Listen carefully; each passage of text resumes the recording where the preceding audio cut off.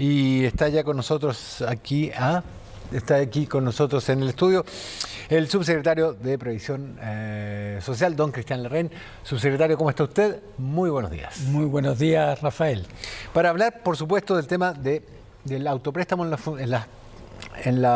nuevos sistemas, este autopréstamo que está propuesto. Sin embargo, dado que la última vez que conversamos a mí me dio un dato interesantísimo, me gustaría recordar a cuánto ascienden las pensiones autofinanciadas en el sistema chileno, ya que la discusión de todos estos días ha seguido en torno a si es o no razonable que el 6% adicional que se va a cotizar vaya íntegramente a las cuentas de capitalización individual o a un sistema con seguro social. Las pensiones autofinanciadas, las que se pagan con las que la gente cotiza todos los meses, ¿a cuánto ascienden en Chile en promedio en el caso de hombres y mujeres?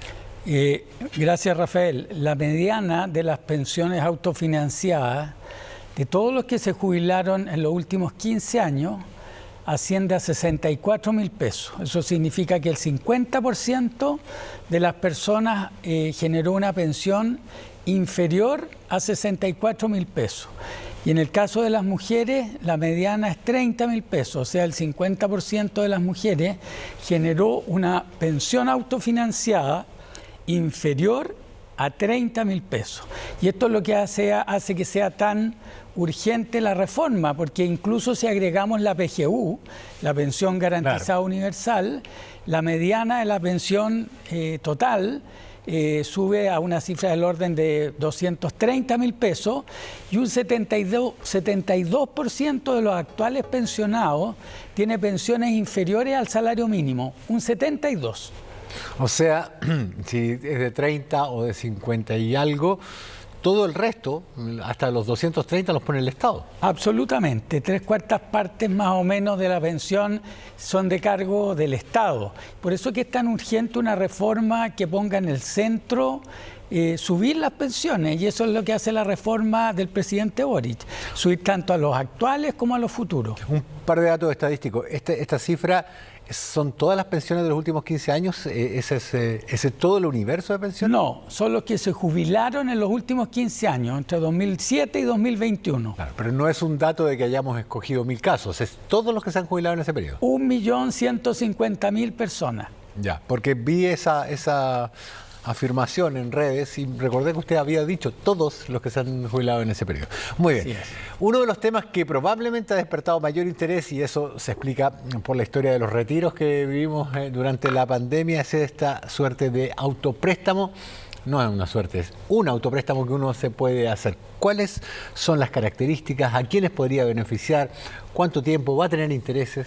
¿Cuáles son las? El autopréstamo tiene un tope de máximo de hasta un 30% del ahorro o hasta 1 millón. Ya. No puede ser más de un 30 UF, no 1 millón, 30 UF.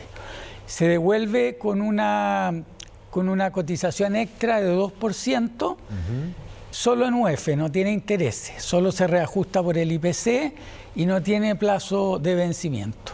O sea, uno podría pedir un préstamo y eventualmente reponer ese dinero en un periodo con ese 2% o eventualmente reponerlo en 2 meses y recibiera un poco de dinero antes. Por supuesto, lo puede reponer antes, pero lo normal es con una cotización extraordinaria de 2%.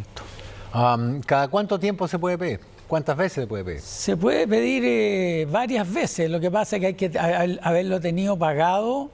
No se puede volver a pedir si es que no se ha pagado el primer préstamo. Y se puede pedir hasta 5 años antes de jubilarse. ¿Existe algún requisito especial además de estar hasta 5 años antes de jubilarse? No, pero la idea y el llamado del gobierno es que en esto hay que actuar con responsabilidad. Claro. La idea es usarlo cuando realmente se necesita. Pero, por ejemplo, si yo no tengo trabajo y no he cotizado en los últimos 6 meses, 1 año, ¿puedo pedirlo igual? Puede pedirlo. Ya. El universo, o sea, el mercado objetivo, digámoslo así, ¿quiénes son? ¿A quiénes buscamos beneficiar con este préstamo? No, esto es abierto, es para las personas que lo necesiten. Cualquier persona bajo determinadas condiciones podría necesitarlo. Y este es un recurso natural con el cual podrían recurrir si es que así lo estiman pertinente, no está enfocado en algún universo en particular. Muy bien. Volvamos entonces ahora al punto que tocábamos inicialmente sobre el 6% adicional que vamos a cotizar. Esta cotización, ¿tenemos una estimación de cuánto rentaría? ¿Es más, es menos que el sistema de AFP? Para las personas, la rentabilidad que obtendrían en la pensión del Seguro Social es un poquito más baja que la que podrían tener en una AFP, pero es mucho más estable. Rafael, te recuerdo que en los últimos 3 años la rentabilidad del Fondo C ha tenido una caída de 3,3% al año. Ese tipo de cosas no las vas a encontrar en la rentabilidad del Seguro Social. Es una tasa mucho más estable y con comisiones mucho más bajitas. Por lo tanto, al final del día lo que importa, la rentabilidad neta, la rentabilidad bruta menos las comisiones, no debería estar tan alejada de la rentabilidad de la AFP, pero con mucho mayor estabilidad. Ahora, lo importante, Rafael, es que los cálculos que hemos hecho lo que muestran es que tanto las actuales como las futuras pensiones van a subir mucho. Si después en algún minuto me lo permite, tenemos unas láminas que muestran cuánto podrían subir, por ejemplo, mucho en la clase media, tanto en los actuales como en los futuros, bueno, los sectores de más bajos ingresos también, y el foco en las mujeres también, muy importante. Estamos hablando de 1.400.000 personas que se verían beneficiadas actuales y todos los que se van a jubilar en los próximos 15 o 20 años, casi 4 millones de personas, o sea, que van a recibir mejoramiento muy significativo. Ahora, a ver, una de los argumentos que yo he escuchado de quienes se oponen a esto es que dicen que el gobierno va a crear una suerte de índice donde se le debe a las personas tanto dinero, ingresaron ahí, pero esa plata se va a usar para emparejar las pensiones el día de hoy. Eso no funciona así en todos lados. Cuando uno va al banco y deposita dinero, no es que abran una caja fuerte con mi nombre y pongan mi dinero, digamos, entra una cuenta. Claro. A ver, yo creo que el rol de la oposición siempre va a ser criticar las propuestas del gobierno, y eso es bienvenido. Pero es importante que cuando la critiquen la reforma real del gobierno y no una reforma imaginaria. Ya. Eso es lo primero. Respecto a los contenidos de la reforma, a las personas en esta cuenta, en esta pensión del Seguro Social, a las personas se les va a ir registrando y esto va a estar, al principio se va a usar una parte de los recursos del 6% para mejorar las pensiones de los actuales jubilados, en montos muy importantes, hablemos entre 60 y 180 mil pesos, dependiendo de las condiciones particulares. Y el resto va a estar todo capitalizado, o sea, esto va a ser un sistema que en gran medida va a estar prefondeado con recursos invertidos en el mercado de capitales. Y como tú bien dices, Rafael, efectivamente en el 80% de los países, o el 83% de la OCDE, funcionan con un pilar contributivo público de estas características. Otra de las críticas que escuché, y se la pregunto porque en realidad no conozco tanto el tema, es que el mundo está migrando de sistemas de reparto a sistemas de capitalización individual. Primero, ¿es eso cierto? Segundo, además de Estonia, ¿existe otro país que sea puramente capitalización individual? Mire, de los 36 países de la OCDE, hay solo un 17% que tiene un sistema como el de Chile, solo basado en capitalización individual y solo con agentes privados. El 83%, ese es el dato duro, hoy. El 83% tiene un pilar de ahorro colectivo público, que es lo que instala la propuesta del gobierno, que es crear un sistema mixto que combine lo público con lo privado y la capitalización individual con el ahorro colectivo. Hay un estudio de la OIT que muestra específicamente en relación a tu pregunta, Rafael, de que de los 30 países que en la década a comienzo del año de los 2000 migraron a capitalización individual, 18 se devolvieron. O sea, 2/3 prácticamente hablando. Exactamente, y después de todos esos movimientos, hoy 83% de los países tiene un sistema distinto al extremo en que está situado Chile. O sea que en rigor la frase es diferente, digamos. Migraron 30, pero la mayoría de ellos están volviendo a sistemas mixtos. Exactamente. Mixtos o puramente públicos. Puramente ojo. públicos. La mayoría son puramente públicos. Del total de países de la OCDE, puramente públicos deben ser un 60%, de hecho. Perfecto. Usted me ha hablado de unas láminas que Así es. mostrar. Por favor, adelante. Muy bien. No sé si la... ¿Cuál es la primera que vamos a ver? Perfecto. Actual pensionado hombre, densidad 50% y salario de $1.000.000. Claro, esta es una persona de clase media que terminó su vida laboral con $1.000.000 y ahorró la mitad del tiempo. La cifra, voy a mirar acá porque si no, no alcanzo a ver, está un poco lejos. Pero esta persona, sin la reforma, se habría jubilado con $380.000. De los cuales 186 sería la pensión de la AFP y 193 de la PGU. La reforma a esta persona le permitiría subir su pensión $124.000, o sea, 33%. Antes de la reforma, la tasa de reemplazo, es decir, la relación entre el ingreso que tenía la persona antes de pensionarse y la pensión, es 38%, y después de la reforma es 50%. No sé si podemos mostrar la siguiente. Sí, pero me gustaría hacer un alto aquí porque quiero volver al punto inicial. De la tabla que estamos viendo, de esta tabla, lo autofinanciado es $186.000. 186 es la parte que él ahorró en la AFP. O sea, una persona que trabajó durante toda su vida, que terminó con un sueldo de $1.000.000, que es el dato que estamos viendo ahí, y que tuvo un 50% de densidad de cotizaciones, solo le alcanza para una pensión de $186.000. Eso en el caso de $1.000.000. La mayor parte, la pensión autofinanciada es muchísimo más baja. Por eso te explicaba que la mediana de las pensiones autofinanciadas, la parte gris, es $60.000. Pero eso significa que el Estado ya participa. El Estado participa con la pensión garantizada universal, financia con impuestos generales.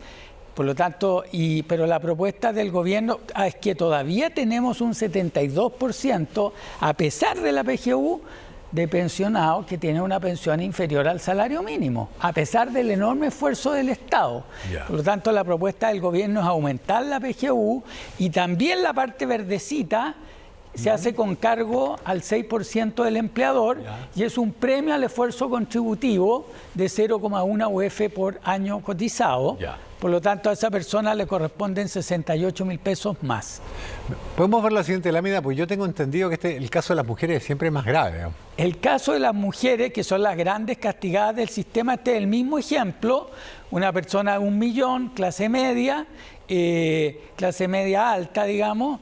El mismo ejemplo, la persona tendría una pensión autofinanciada más baja que el hombre, a pesar de que cotizó lo mismo, porque se le calcula la pensión sobre la base de una expectativa de vida de la mujer, que es más larga que la del hombre y por lo tanto termina con una pensión más baja.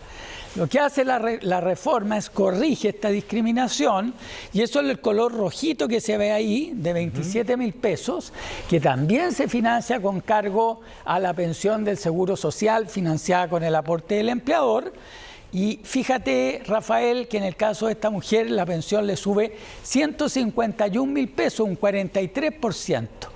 Y esta mujer termina con una pensión de $504.000, o sea, una tasa de reemplazo antes de la reforma 35, termina con la misma tasa de reemplazo que el hombre. Nivelamos a igualdad de condiciones.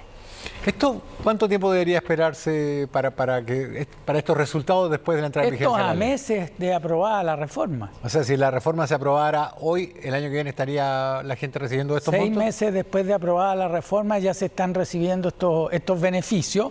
Y ojo, la parte verde y la rojita están suponiendo una densidad de cotizaciones de 50%. Pero si tú hubieras cotizado 30 años, imagínate un profesor en el actual sistema, se te jubiló con $1.000.000, terminó con una pensión de $500.000 o menos, cotizó toda su vida. ¿Qué es lo que hace la reforma? Una profesora, ¿cuánto le va a subir? Le va a subir 3 UF, 0,1 UF por año cotizado, poco más de $100.000 más la PGU, 160 más 27, 190.000 pesos mejoraría esa mujer de 500 a casi 700.000 pesos. Una última pregunta. Por supuesto. Me estoy quedando sin tiempo, pero nosotros, los periodistas, durante los últimos, yo diría, 13, 15 años, desde Lehman Brothers en adelante, hemos estado diciéndole muchas veces a las personas, no jubile todavía. Espere para jubilar porque por tal o cual episodio internacional de baja de la economía, de crisis que son cíclicas en el sistema económico, hoy por hoy su pensión sería mucho más baja porque su rentabilidad bajó. Con el sistema que usted describe de estabilización, estas fluctuaciones, o sea, nosotros los periodistas tendríamos que evitar decirle a la gente, o no vamos a tener que decirle a la gente, no jubile todavía porque el mes que viene no va a tener este índice de caída tan grande de su rentabilidad. Bueno, la verdad, Rafael, que una parte muy importante, el 6%, va a seguir invertida en los mercados de capitales, pero la forma como se le va a acreditar la rentabilidad en el 6% a las personas va a ser muchísimo más estable y de esa manera las fluctuaciones que perciben hoy día en sus jubilaciones van a ser de verdad mucho más estables, porque también estamos perfeccionando la capitalización individual. Quisiera que me dieras un segundito, por favor, para decir también que en la reforma, porque vimos el caso de los actuales pensionados, pero para los futuros pensionados, decirle a las mujeres en particular que la reforma contempla varios otros beneficios aparte de la compensación por tabla. Contempla una compensación por tareas del cuidado, cuando ellas estén desempleadas, tengan que dejar de trabajar, se les va a registrar hasta 24 cotizaciones por tareas del cuidado. También contempla, como dije, la compensación por tablas de mortalidad y un nuevo bono por hijo, igual que en el 10, pero en el 6%. Por lo tanto, las mujeres van a ser también las grandes beneficiadas con esta reforma del gobierno. Y por último, hay un tema de laguna. El sistema contempla cuando las personas estén desempleadas, cada vez que usen el seguro de desempleo, se les van a registrar las cotizaciones para mejorar su densidad. Pero tomando en cuenta que las mujeres son, digamos, las que más han sufrido el problema de la diferencia, ¿me podría resumir esos 3 puntos de beneficio? Primero el de la tabla de mortalidad, después el del bono por hijo y el de las 24 cotizaciones. Claro, el primero es la compensación por tabla de mortalidad, que iguala la expectativa del hombre con la de la mujer. Segundo, una compensación por tareas del cuidado. Cuando la mujer esté cuidando a una persona con dependencia severa o moderada, se le van a registrar hasta 2 años de cotizaciones en el sistema. Y tercero, el bono por hijo. El bono por hijo significa que cada hijo nuevo nacido en el sistema se le van a registrar 24 cotizaciones adicionales al bono por hijo del 10% a las mujeres. Don Cristian Larraín, subsecretario de Previsión Social, muchísimas gracias por haber venido y habernos explicado todo en este tiempo que nos ha dado. Muchas gracias por darnos la oportunidad de explicar esta reforma tan importante para nuestros adultos mayores. Así que agradecido y estamos disponibles para venir cuantas veces sea necesario, Rafael. Muchas gracias, subsecretario.